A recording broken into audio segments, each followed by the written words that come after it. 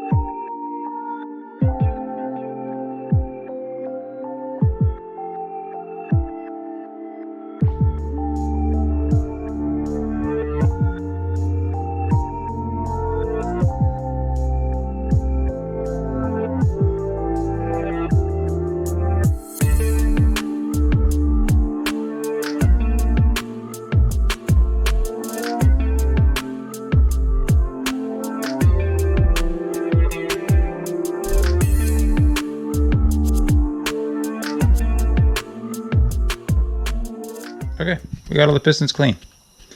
So there we go. Hooray. We got to clean some other engine parts, but not today. So short update today, short update every day. Eventually we'll get some exhaust parts, and we need duct tape and we need a muffler, and then we can finish the exhaust for the truck. So until then, see you next time.